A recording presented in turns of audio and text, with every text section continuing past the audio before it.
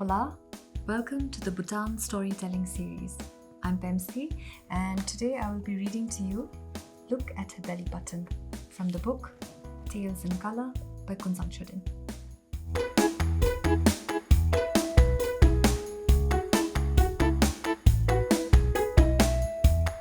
Look at her belly button. There was a heavy but familiar smell of manure spreading all over the village. It was the time of the year when the women of the village dig out the manure from the cattle sheds. It was a sunny, cloudless day, the intensity of the blue sky matched only by the blueness of the river. Already, so early in the day, some of the villagers had started to dig out the manure and were piling it in heaps in their yards. Doma was stooped under the weight of the manure on her back. She was wearing an old pair of gumboots. The rubber gumboots were not only torn in places, but far too big for her feet. Water had entered through the holes, so they made a splurging cop-cop sound as she walked. Who would believe that she was the same girl who had just returned from Thimphu a few days ago in tight jeans and flaming red hair? She looked up when she saw a friend and smiled in greeting. Her friend responded in the way that they always did in the village, stating the obvious, removing manure. Doma's face had been darkened with the dust from the manure. Even her lips were almost black with the dust. She dug into the compressed manure using a hoe and collected it into a heap and then filled up her basket. She would continue with this task until all the manure had been removed from the shed. Men in her village rarely did this job. This was one task that was usually done by the women in this village.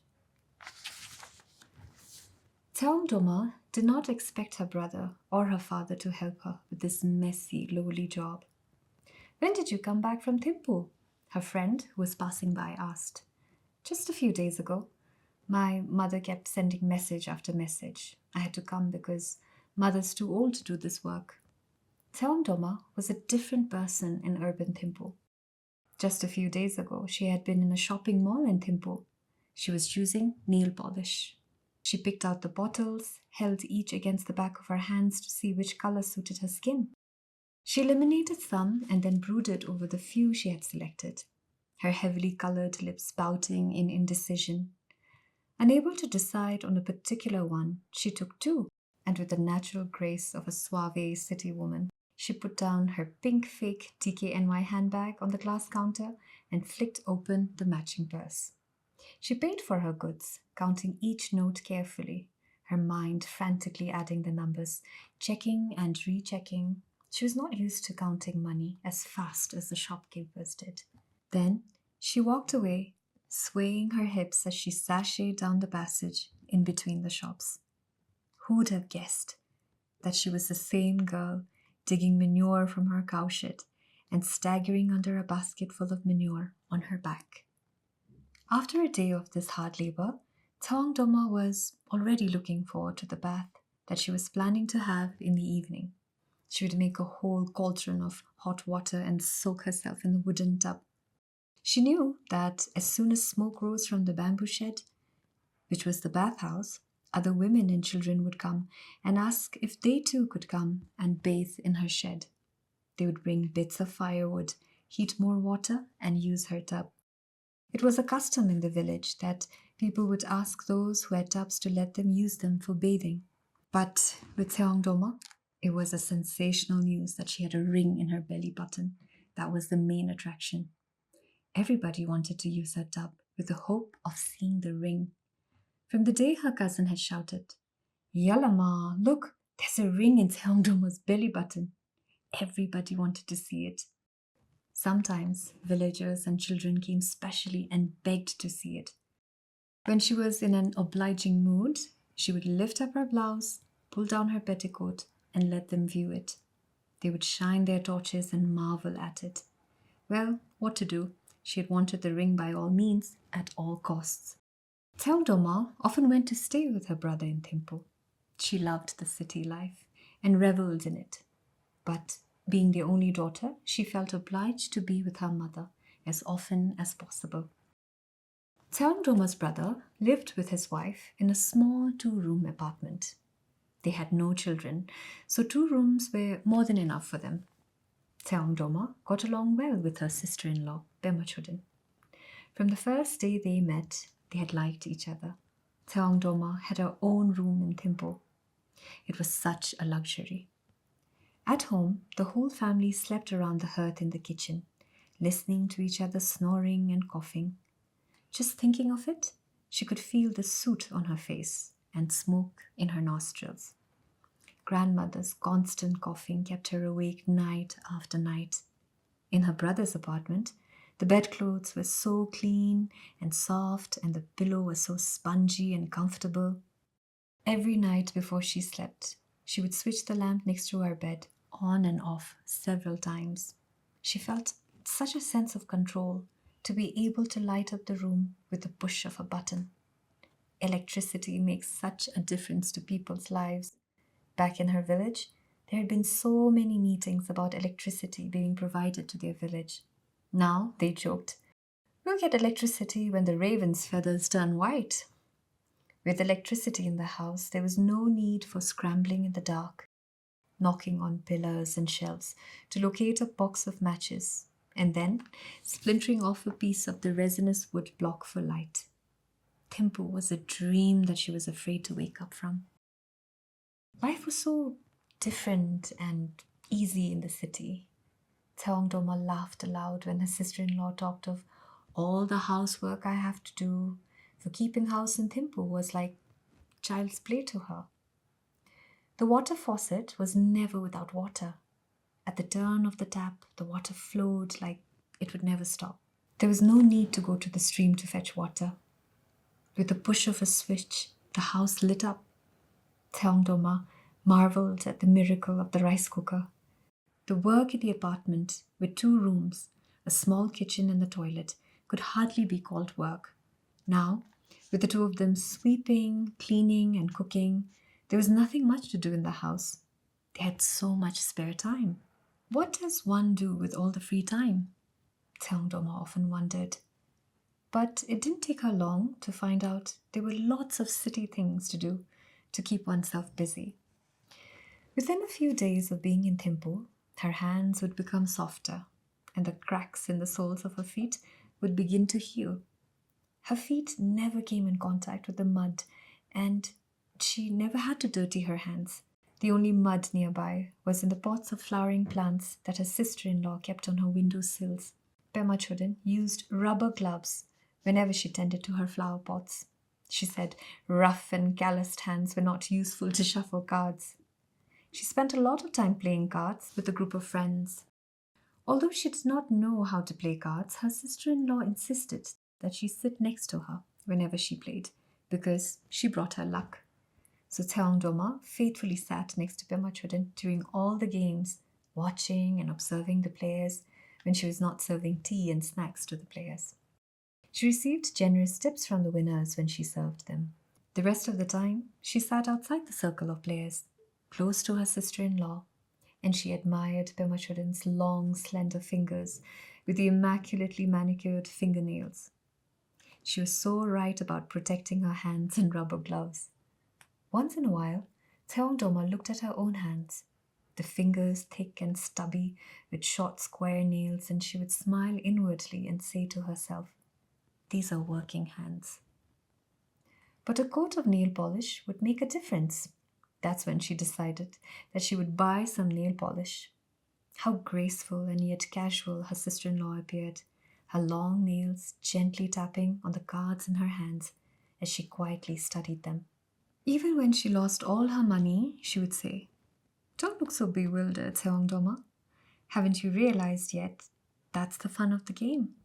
One day I will win all my money and more, and then you'll have the biggest tip. Anyway, you don't have to mention anything to your brother." Even as Doma sat among the enthusiastic players who argued and laughed with abandon, she was numbed by disinterest. Playing cards did not interest her. She would have preferred to watch TV instead. Everything in Thimphu was wonderful, but the best thing was the TV.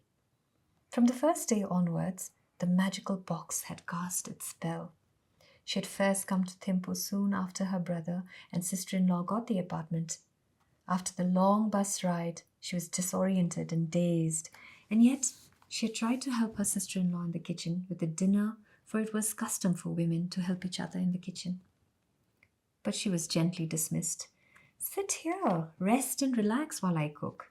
You must be tired. I'll switch on the TV for you," Pema Choden had said. As soon as the light flicked on, and even as the first images appeared, she was entranced. Her tired eyes followed every movement on the screen, like one who was hypnotized. She sat there mesmerized, although she had no idea of what was happening. She had heard so much about TV, and now she was actually sitting here, watching. With each visit to Thimphu, Thaumdoma grew more self-assured and confident.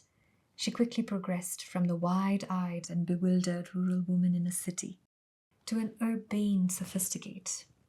She knew where to get trendy clothes and shoes. She had listened carefully to the conversations of the card players. She now knew where they shopped. Although she spent the money she collected from the card games, she was shrewd and careful with it. She bought things that she needed at home. Although her brother did not condone his sister's progressive transformations during each visit, he could not reprimand her because she was responsible and thoughtful about her parents and brothers back home. She always bought things for the house and gifts for each one. Already on her second trip, she was confident enough to operate the remote control for the TV. She could choose with ease all the programs she wanted to see. She watched the ultra-thin girls with exposed bellies and hips, wearing low-slung pants and tight skimpy skirts. The bellies and hips whirled and swirled as their eyes sparkled and teased. She would watch them for hours on end. Then suddenly, she noticed that it was not only the eyes that sparkled and teased, but some of the belly buttons sparkled too. Thaumdoma was fascinated and intrigued. Every girl had earrings and nose rings, but rings on the belly button? She was absolutely captivated by the idea. Now, every time she watched TV, she looked for girls with rings on the belly button. She had to know more, so she asked Pema Choden. "Some of them must be just dusting some sparklers, but some are actually rings or studs. Would you like to have a ring on your belly button?" "Yes, yes, please. I do want a ring in my belly button." Pema Choden looked at Thaumdoma in surprise. "Don't be silly. What is the use of having a ring on your belly button? Anyway, with a kira covering your body from the shoulders to the heels, nobody will see it." It's not for everyone to see. I want it for myself. I think it looks so beautiful, and just think nobody in the village has one. Can you imagine what fun it'll be to be the only girl in the village to have a ring in the belly button?" "Don't tease me. I thought you were sensible. This is ridiculously foolish. Forget it." "I can't forget it. Ever since I saw those sparkling belly buttons, I've longed to have one. You have to help me. If you help me to get one, I'll do anything for you." Pema Choden could not believe it and tried to dissuade her, but Thaumdoma stood her ground and persisted. "I'm serious. I've never wanted anything so badly. You've been here longer and know more about the place and know more people. Please find me a place where I can get my belly button pierced." Pema Choden tried to ignore Thaumdoma's foolish idea and her persistent pleas, but she would not stop and reminded her on every occasion. She was like one obsessed until Pema Choden finally relented and said that she would ask around. "Nobody in Thimphu pierces belly buttons, but it seems that there's someone in Jaigong who does." "Then let's go to Jaigong immediately. What are we waiting for? Anyway, where's this Jaigong?" Thaumdoma almost shouted in excitement. Pema Choden stared at her for a long time and then finally agreed. Thaumdoma's enthusiasm had drawn Pema Choden into an exciting field of adventure. Thaumdoma's brother was glad that they had decided to go to Phintsling. "Yes, go. Thaumdoma will get a chance to see Phintsling." The two women exchanged conspiratorial looks and nodded, suppressing smiles of triumph. It was to a side alley behind the vegetable market in Jaigong they were directed to go to. The place was cramped with bamboo huts covered with plastic, surrounded by scraps and litter where cows and dogs competed for food. But they knew they had to look for the place between a pawn shop and a bakery. They had to ask for a place called Lovely Beauty Salon. Pema Choden looked at Theongdoma, who gave a small nervous laugh and then pushed the door open and went in, and the face on the glass seemed to swallow them up. Back in their host's house, Theongdoma could barely wait to unwrap her kira and look at a new acquisition in the mirror. She took off her belt, quickly tossed her kira onto the bed, and pulling down her petticoat, she exposed her belly. She stood in front of the full-length mirror. The two women peered at it closely. Neither had seen a real ring on the belly button. Theongdoma examined her precious treasure in the mirror, fingering the ring tentatively like a new mother would admire a newborn baby. "Doesn't it sparkle and shine? Isn't it so pretty?" They laughed aloud. "What a foolish thing to do!" "It may be foolish, but I like it," said Theongdoma defensively, as she tried the seductive pose she had seen on TV and twirled her belly. The little sparkling ring bobbed and glinted. Her arms swung in rhythmic moves she had mastered from days of visual emulation. She loved it. It looked exactly the way she imagined it would look. Within a matter of days, the whole village had found out about her belly button and the ring in it. In the beginning, she enjoyed showing off the little adornment and loved to describe in great detail how she had acquired the precious little ornament. Now, she was getting a little tired of showing it to different people who begged to see it. Every time they asked her to show it, she was reminded of the people who begged to see a holy relic in the temple. Just one viewing of the sacred relic would free the viewers of their sins. It was an act of veneration. But those seeing the ring in her belly button marveled at it. They wanted to touch it, and they laughed and asked her questions. It was an object of curiosity and a subject for gossip. It did not matter what they said or thought about it. The little ring on her belly button reminded her that she was special. She had a connection to another life beyond the mundane life in the village. The ring in the center of her belly was a souvenir from her other life. Even as she performed this most menial task of digging manure, she knew she was special and different. As she pulled herself up with the basket of manure on her back, she felt the faint ticklish sensation of the ring brushing against her belly button, and she smiled contentedly to herself. The end.